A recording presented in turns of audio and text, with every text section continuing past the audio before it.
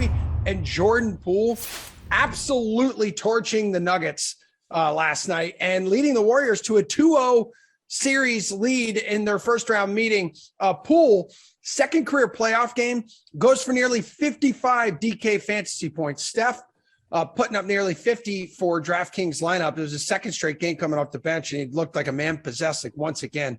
DraftKings contributor Nick Friar, Rotowire's Nick Whalen. We get some big Nick energy on the show this morning. They're here to break down tonight's game 2 matchups. We got 3 games here. But before we do that, dudes, what impressed you the most here, Friar, between Philly's win over Toronto and then like what the Warriors did? Because you look at Poole, he's been playing like an all-star since the all-star break, dude. Yeah. Well, with the Warriors, I kind of expected them to still cover. I did have that yesterday, but with the Raptors, I'm blown away that they're not able to answer the call. I understand they're kind of dealing with injuries and illnesses and everything. So there's a lot going on there, but at the same time, I thought they were going to at least cover in that one. And once again, they get smacked around. But to me, Emerson, the biggest surprise of the day was the Mavericks pulling that one off. I understand if Luka's there, it's a different series, but you would think the Jazz, without Luka Doncic in this series, I would think any of the top teams in this conference would go and sweep the Mavericks. But this is why, like, the Jazz year in and year out, it's like they're a nice team, but come to the postseason, it's like, what do they really do? Yeah, Whalen, what do you think between the two teams that are down 2-0 in their opening series? Which one do you think has a chance of like coming back and actually making this a competitive series? Man, or are they both done? I think they're both done. I mean, I'm looking at the numbers over at the DK Sportsbook right now, and, you know, Philly is now minus 2,000 to win that series, and Golden State minus 1,600 to beat Denver. And honestly, I think I would reverse those numbers. I think I could see Toronto maybe mounting somewhat of a comeback in this series. Like if Scotty Barnes makes a miraculous return for game 3, if Gary Trent doesn't have to leave, you know, with a what seemed to be a pretty serious illness. I was surprised he even played in that game last night. You know, you're removing Matisse Thybulle for these next couple of games at Toronto. I mean, Philly should win. They probably will win. But I thought Toronto would be able to put up a lot more of a fight. And they were literally and figuratively punched in the mouth in game 1 of the series. And they just haven't been able to bounce back. And like, you know, Nick said about last night's game, I thought Toronto was at least going to cover. You know, they get out to, I think it was an 11-2 start. And, you know, I looked away for like the next 3 minutes and all of a sudden Philly's up like 14-12. So they got off to the start they needed to. They kind of blitzed Philly early on. Fred VanVleet hit some early shots and then they just couldn't follow it up. So I think both these series are done. I mean, especially Denver. If you watch the second half of that game, I mean, DeMarcus Cousins is fighting Will Barton on the bench. Jokic is getting kicked out. Mike Malone just had this like stunned look on his face every time the Warriors would hit a shot. Both those series to me look like they're done. And Whalen, it's crazy too, because like when you compare those teams on paper, we knew the Sixers were going to have that clear advantage really with guys like 1 through 3, but Toronto was supposed to have like an advantage with its role players, two-way players to match up against the Sixers, like one-dimensional bench too. Like this is kind of surprising through 2 games. Yeah, it really is. It really is. And I think losing Scotty Barnes is a big, big deal for Toronto because I think everybody loves like the top 6 or 7 for the Raptors, but beyond that, and when you take Gary Trent out of the equation as well as Scotty Barnes and even Thaddeus Young, who's banged up in this game, these are all key pieces for a team that's really, really top heavy and has a lot of kind of switchy, interchangeable, long, rangy wings. But you get beyond that and like they have no other guards. You know, like when Gary Trent went out of this game, it's all right. Malachi Flynn, who we've gone way out of our way to play all season. Armani Brooks, Svi Mikhailuk, they have no depth in the backcourt whatsoever. So I think as soon as those 2 guys, 2 key starters for the Raptors, were banged up, their chances, to pull this upset, I think diminish pretty greatly. Like, they need to be at full strength. And they're a team that even in the regular season, is not afraid to play 5 starters 39 plus minutes every single night. So if you remove 2 of those guys, they get in trouble pretty quickly. And as we saw last night, they have no answer for Embiid. I mean, he was just parading his way to the free throw line, especially in that first half. Yeah. All right. Friar, let's go to tonight. 3-game slate. We got a bunch more game 2 matchups here. Who are you paying up for in DFS? Yeah, so last night I was saying go with Donovan Mitchell in that 8K range, and that I'd rather spend money there. And then it proved to work out pretty well because Steph Curry was really the only guy when you look at those guys above 8K that returned value. I know Nikola Jokic had higher output than both of them, but he was like at 11K in terms of price. And tonight I do want to stick in that 8K range as well. I think there are a few guys that you can pair up together. CP3, CJ McCollum, Anthony Edwards, any 2 of those 3 guys, you can put them together. You could even rock with all 3 of them tonight if you kind of push push the right buttons in terms of value. I know it's tough in the postseason to get those good value plays. But with CP3, he's not points dependent. I know he had that 30 spot in game one, but that's why we've seen with him consistently. He's been putting out great numbers throughout the course of the season. And with McCollum and Edwards, they're both in situations where they have to score a lot. Obviously with the Timberwolves, they won that first game, but they want to keep their pedal on their foot on the pedal. And with Edwards, this is one of with a guy who's going to lead that team most nights. I know that's, Cat's going to do a lot of it too. But I think you have two guys that are in position to score a lot and you can pair them up. And no matter what, when you do this, it's going to allow you to get a piece of one to maybe two of those higher end mid-range guys. And then, then you have a formidable lineup going into the night. All right, Whalen, what about you, man? You going to drop some change on tonight? Yeah, I mean, Cat is the highest priced player at 9,500. He looked good in game one. I think a lot of people were scared off by just how awful he looked in that play-in game. But a nice bounce back for Karl-Anthony Towns, I think, to get some confidence back in game one. So I don't mind necessarily paying up for him. I do think we probably see more Jaren Jackson, though, matched up with Karl-Anthony Towns in this game. Obviously, Jackson is a foul liability on any given night, but I was surprised, how conservative they were and how deep they ran that rotation in game one. So I wouldn't be surprised if we see Taylor Jenkins tighten things up a little bit in what's close to a must-win game two, it feels like, for the Memphis Grizzlies. But of the two, I mean, I like Edwards, like Nick said, at 8,200. I think there's a ton to like there. I think he's going to be really popular tonight. And I'm comfortable paying up for one or both of Devin Booker at 8,800 or Chris Paul at 8,300. I think I would lean slightly toward Paul. I think Booker is probably a little bit higher floor at this point, just because it feels like he's going to get his 28, 5 and 5. But as we saw with Chris Paul, he could explode for 17 points in a quarter and also tack on 10 assists any given night. So 8,300, I think, for a guy with that kind of upside is a pretty good deal tonight. All right, well, Friar, you kind of mentioned this game a little earlier. We had Mavs guard Jalen Brunson as the highest scoring player on the slate. He dropped 41 points, 8 rebounds, 5 assists. I believe he was the first player in franchise history to score that many points without committing a turnover in a playoff game. That's ridiculously impressive. So that was good for nearly 66 DK fantasy points, Friar. Cost you only $7,200 in salary. So where can we find that kind of value tonight?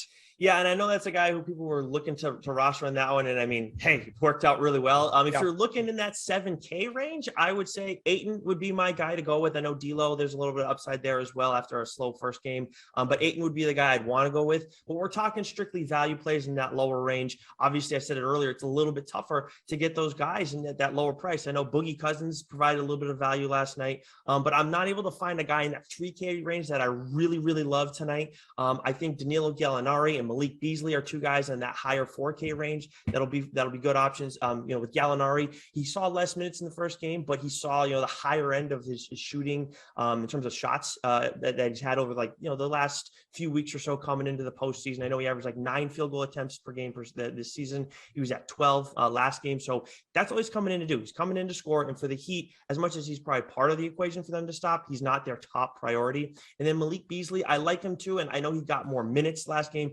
shot a little bit more than Gallinari and shot better. At that $200 difference, I could go either way on one of them being my favorite. If you need a super saver, again, tough to get into that 3K range, but Jaden McDaniels at 4K got a lot of minutes in that first game, kind of around relative to a bench guy or a role player, excuse me. I think if you're getting that from a guy that cheap right now in the postseason, it makes him a good option, at least to bolster the bottom of your roster.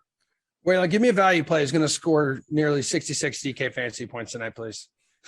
Yeah, no problem.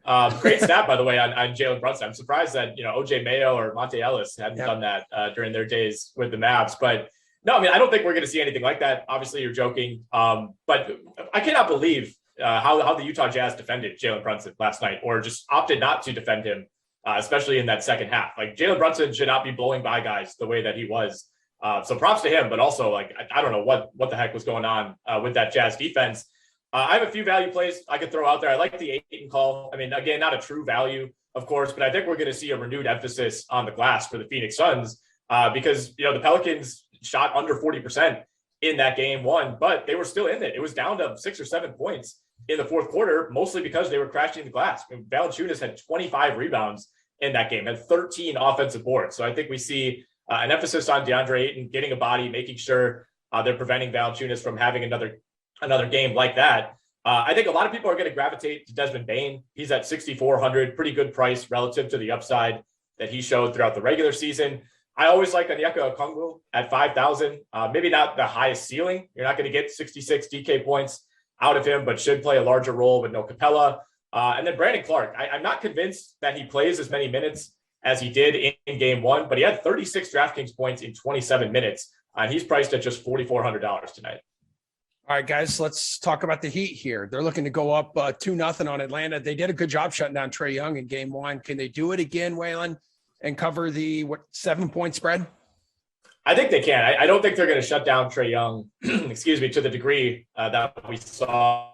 I mean, that was as much shut down really by any team all season. But I think the game probably plays out pretty similarly to what we saw on Sunday. I mean, Atlanta is really overmatched. I think there's this kind of remaining belief that, yeah, they were in the East Finals last year. Yeah, they've kind of been telling us all year they can flip the switch, and they're bored by the regular season. I mean, like the least accomplished team to ever take on a mantra like that, but they're overmatched. They were in the play-in game for a reason. They had to win their way in to this playoff tournament for a reason. I think Miami is really, really deep, and that's really what we saw in game one. It's not like Jimmy Butler went off. It's not like Bam Adebayo overpowered them.